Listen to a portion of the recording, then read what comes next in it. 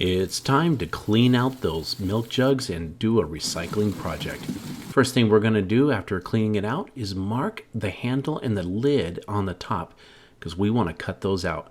Make sure you have a nice sharp razor blade. That'll make it easy, and always watch those fingers. Once you get it cut out, you can go ahead and discard that top. We're not going to need it for this project. Grab your heat gun, heat up the label for just a few seconds, and it pops right off. Next thing I had to do was order a resin skull, something that will take a bunch of heat. It's really detailed, perfect for this project. I did remove the jaw, and what I've got to do is place it on a stand. This is something I made out of wood and PVC pipe, easy to do. Go ahead and grab you some 2-part epoxy, and we're going to mix that right up.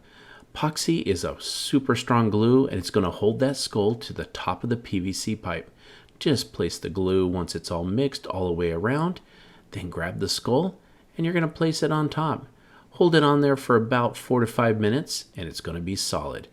Take that cut out milk jug and we're going to place it right over and watch him do a peekaboo. Let's grab that heat gun again and we're going to just start heating up the top of the jug. We want to start forming it around the skull. Just get it hot. Now the secret to know if it's ready to shape is it will turn from cloudy to clear, and you'll see that multiple times throughout this project. Make sure you have some good gloves on and just keep shaping. Watch this face. It's going to come right through because it clears up, meaning it's hot enough. What we want to do is poke it right there, and we're going to push the eyes in. Not too hard though. We don't want to rip them out. This way it'll give it concave. Next, we want to lock the jaw. What that means is we're going to heat it up and we're going to form it underneath. It's going to make it solid. This instructions and everything, we want to thank Jason F205 from Instructables for his wonderful tutorial on how to make these. As we do this, we're also going to grab some ice water and a sponge and use it on some of these detailed areas. That locks it in place very quickly because it cools the plastic fast enough. Look at that detail just start to pop. We're going to go ahead and just shape everything around the head and form it in place using that sponge and that ice cold water. Get it all formed all around the head and all the details. When it comes to the teeth, let's take that heat gun and a screwdriver, just push them on through to give it some more detail. Once it's ready, go ahead and go up the back of the skull with some scissors all the way to the top of the head, and it can just pop right off. Not a problem. Let's seal up the back. We just got to grab that heat gun again, just on the bottom tabs. Make sure you got your gloves. Push it in place. Once it's formed, make all the milk jugs you want, and we're going to start painting them. And it's going to make a wonderful display. We decided to go ahead and put it on our kitchen table. Stack these skulls up after we got some paint on them and some wooden flowers and a candle. Oh, it turned out beautiful, and it's a great centerpiece for a Halloween party. We hope you enjoyed this project and using recyclables. At the Dollar Tree, I really scored and got these skulls. They're little plastic guys, and you get it 8 for $1. So I bought a ton. You're gonna want to buy more than you might think. So one little trick I want to share with you, at the bottom of these skulls, most of the time have a little hole in them, which is great. I just got these little toothpicks, and you just stick it in the hole there like so. And then you just find an extra piece of styrofoam and then you just stick that in, and that really holds it into place while you're spray painting, because the actual wind from the spray paint would knock them over otherwise. Definitely learn the hard way on that. So you definitely use that tip. And I also want to show you the 4 colors of paint I'm using. I love turquoise, but our front door is turquoise, and that's where this wreath is going to go. So I found some colors that are going to go really well with the turquoise. So I'm going to get started painting. All right, I'm gonna get started with my first color, and you're gonna wanna do about at least 10 different skulls in the same color. So we're gonna start with this purple here. I do love this Color Shot brand. It covers really well. You're gonna wanna do kind of smaller bursts, and there are a lot of nooks and crannies in there. You're just gonna kind of have to work your way around, kind of fill in. And it might take 2 coats. Just see kind of how it looks once it dries. And I'll show you one more color. Again, you're gonna wanna choose maybe up to 4 or 5 colors to kind of really make this wreath super fun, but you're just gonna work your way all around. You'll probably need 2 coats, and then let that dry, and we'll get started on building the wreath. All right, I got the plastic skulls all spray painted. I did 2 even coats and I gave them 30 minutes to dry. And here's how they're looking, pretty even covered. And some of them don't have, they're missing some spots on the bottom, but that's okay because I'm gonna be gluing those to the wreath. So now we're gonna go ahead and get started gluing them down.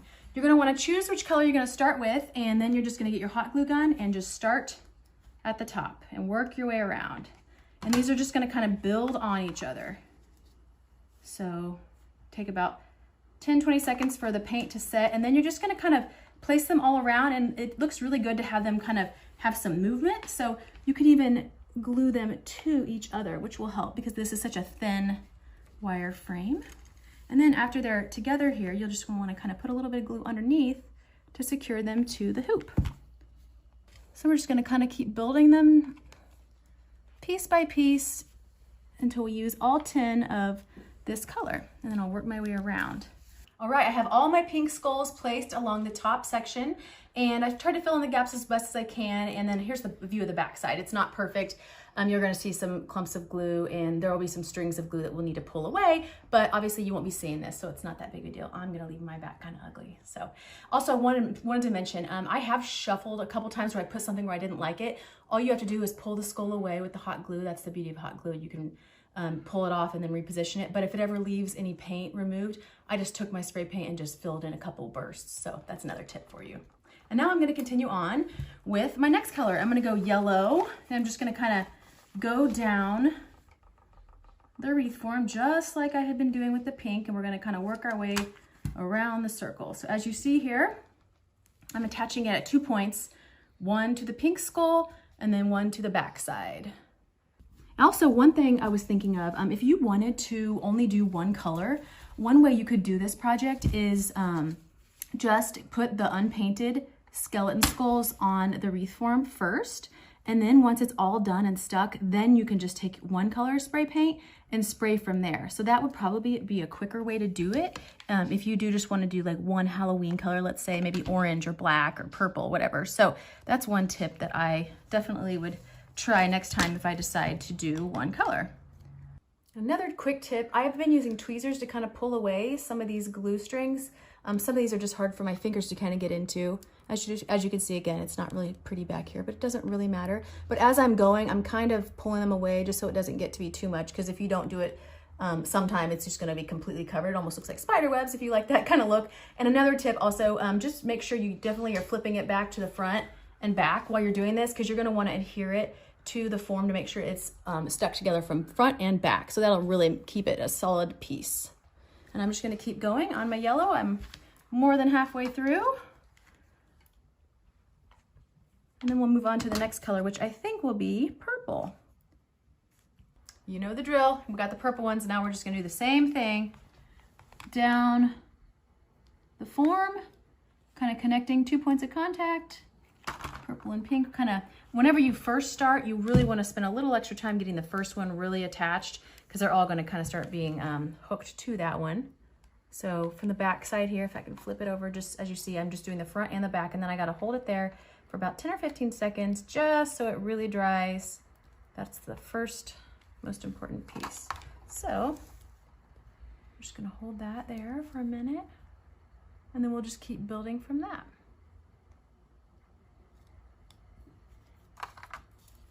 Leave this flat here.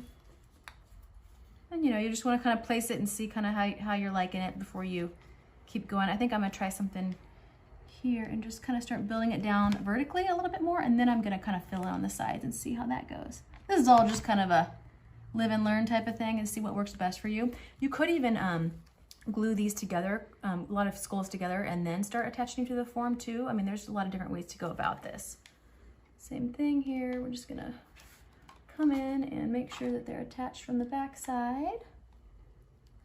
Kind of hard to show both sides, but, and then we'll just wait another, I don't know, 10-15 seconds for it to dry, and we'll just keep building. All right, we're about 4 extra long glue sticks in, and I am rounding the end of the project here, and I'm just going to be gluing my very last 2 coral skulls to each other here, just to kind of round out somewhat of a circle. It's not perfect, but I kind of like how it's sort of organic feeling and just kind of weird, like Halloween. You guys, I'm so excited. My wreath is done. I love the way it turned out, and I cannot wait to go take it and put it on my turquoise front door. I think it turned out really well, and I only spent about $10 to maybe $15 on the whole thing. If you already have spray paint, really all you need to do is have the hot glue and your skulls. So I highly recommend this project, and I'm gonna take you to show what it looks like on my front door. Okay, we are approaching my front porch, which I know it's very Halloween. We really get into Halloween here.